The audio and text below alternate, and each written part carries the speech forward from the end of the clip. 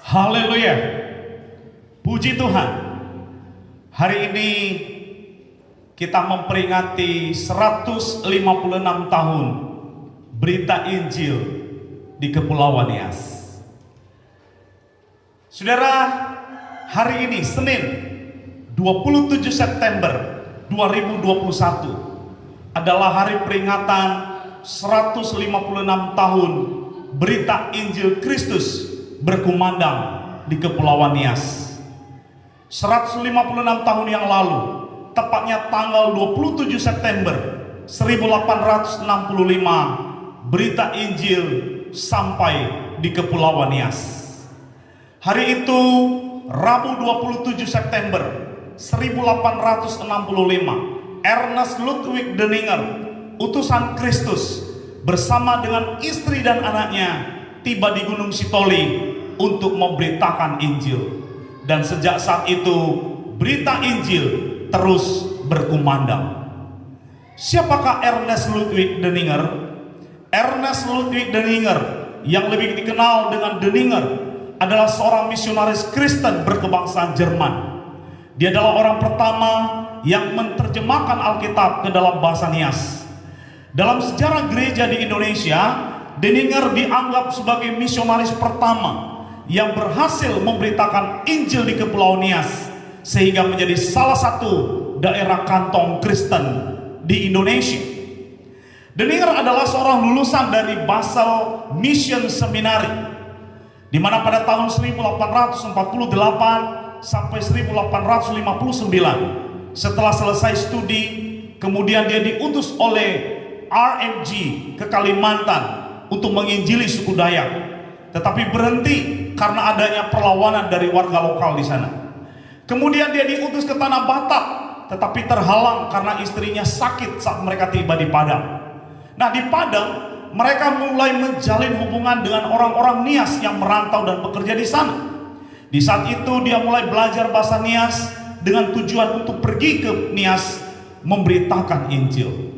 Tepat pada tanggal 27 September 1865, Denninger bersama dengan istri dan anaknya tiba di kota Gunung Sitoli.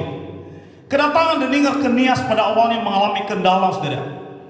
Dan untuk mengatasi, dia terlebih dahulu membagikan tembakau dan sirih untuk menarik perhatian penduduk. Selanjutnya dia berusaha mengajar beberapa pemuda untuk baca tulis di rumah-rumah. Dan hal ini berhasil. Dan para pemuda tersebut nantinya akan membantu Denninger untuk mengajar anak-anak di sekolah yang telah dibukanya di kota Gunung Sitoli di tahun 1866. Usahanya baru membuahkan hasil, saudara, ketika 25 orang Nias dibaptis pada Paskah di tahun 1874. Selain mendirikan sekolah, Denninger juga menerjemahkan Injil Yohanes dan Injil Lukas ke dalam bahasa Nias dengan bantuan beberapa pemuda, di mana kemudian terjemahannya itu diperbaiki dan dilengkapi oleh Sunderman, misionaris penerusnya. Pada tahun 1875, Denninger mengalami sakit, lalu kemudian dia berobat ke Batavia dan 1 tahun kemudian meninggal dunia. Peninggalannya di Pulau Nias kemudian diteruskan oleh para misionaris sesudahnya. Saudara, Denninger telah menyelesaikan tugasnya. Injil Kristus telah diberitakannya, perintah amanat agung Kristus telah dilaksanakannya dengan baik hingga akhir hidupnya. Dia telah memenuhi panggilan surgawi untuk memberitakan kabar baik, kabar keselamatan kepada orang-orang Nias. Dan untuk mengingat semua pelayanan yang telah dikerjakan oleh Denninger itu di Kepulauan Nias, setiap tanggal 27 September gereja-gereja di Kepulauan Nias memperingatinya sebagai hari misi. Dalam memperingatinya, berbagai atraksi akan diperlombakan dan berbagai kegiatan-kegiatan seperti seminar dan sebagainya. Jika kita melihat ke belakang 156 tahun yang lalu, ketika Denninger baru saja menginjakan kakinya di Kepulauan Nias, konon menurut sejarah saat itu suku Nias masih primitif, masih menyembah berhala dan arwah-arwah nenek moyang. Akan tetapi sekarang di tahun 2021 keadaannya jauh lebih baik jika dibandingkan dengan 156 tahun yang lalu. Apakah kita cukup puas dengan itu? Firman Tuhan berkata, mengucap syukurlah dalam segala hal, sebab itulah yang dikehendaki Allah di dalam Kristus Yesus bagi kamu. Ya, apa yang telah dilakukan oleh The Ninger di Kepulauan Nias, kita patut bersyukur dan berterima kasih kepada Bapa di sorga, sebab oleh kemurahan hatinya Dia telah mengutus The Ninger menjadi saksinya.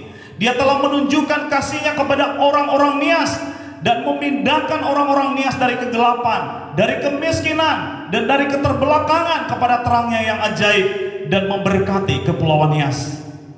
Akan tetapi seharusnya kita tidak cukup puas dengan itu, sebab sekalipun Kepulauan Nias sudah menjadi kantong Kristen, di mana masyarakatnya mayoritas Kristen, namun kita dapat melihat kondisi kehidupan rohani yang masih jauh dari Kristus.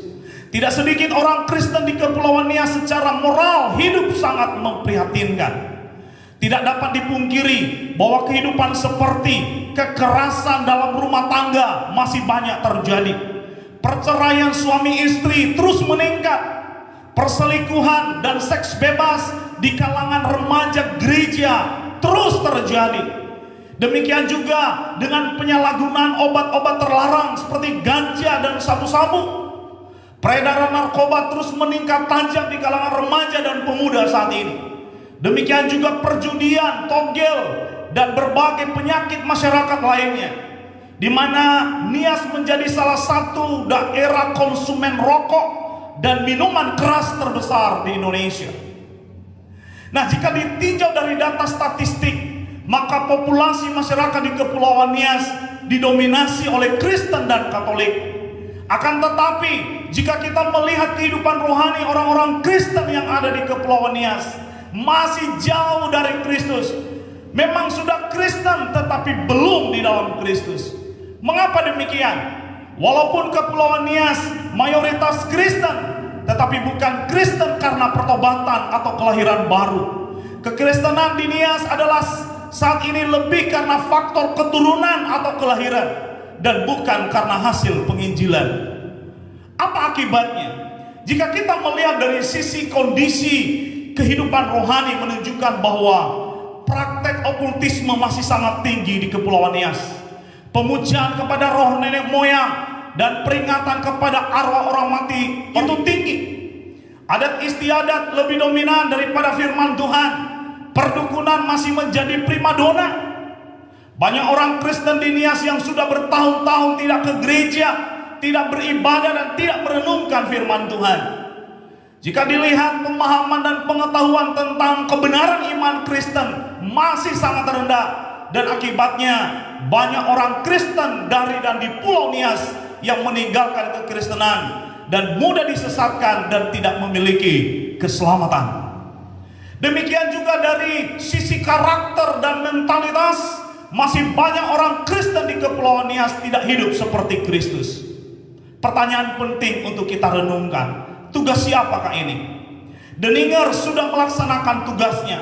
Misi Kristus telah dikerjakannya. Dia telah membawa berita Injil keselamatan itu di Pulau Nias. Dia memperkenalkan Yesus Kristus, Sang Juru Selamat dunia, kepada orang-orang Nias. Tugasnya telah selesai. Dia telah mencapai garis akhir dan menyelesaikan tugas yang telah dipercayakan kepadanya. Akan tetapi saudara, pekerjaan ini belum selesai. Masih banyak orang di Kepulauan Nias yang membutuhkan Injil. Mereka juga harus mendengar tentang Kristus dan kasih karunia-Nya yang ajaib. Mereka juga membutuhkan kebaikan hatinya yang memberikan setiap orang yang percaya hidup kekal. Mereka membutuhkan Sang Juru Selamat itu yang dapat menyelamatkan mereka dari maut. Ini tugas gereja, ini tugas hamba-hamba Tuhan, ini tugas orang percaya, tugas kita bersama, yakni setiap orang yang mengaku sebagai murid Kristus wajib melakukannya. Saudara, kita jangan pasif. Mari kita segera bangkit, mari kita bergegas, mari kita pergunakan semua kesempatan dan sumber daya yang ada untuk menyelesaikan tugas penting ini. Mari kita semua orang-orang percaya untuk memberitakan Injilnya, baik di dalam maupun di luar Kepulauan Nias. Kiranya momentum peringatan 156 tahun berita Injil di Kepulauan Nias menjadi dorongan dan pembangkit semangat bagi gereja Tuhan dan kita orang-orang percaya untuk membagikan kabar baik itu. Terpujilah Yesus Kristus Tuhan kita. Bagi Dia segala kemuliaan sampai selama-lamanya. Haleluya. Untuk dukung channel ini, silakan subscribe dan bunyikan tanda loncengnya. Silakan di like dan diberi komen dan di-sharekan. Terima kasih. Tuhan Yesus memberkati. Shalom Aleichem. Besem Yesua HaMashiach.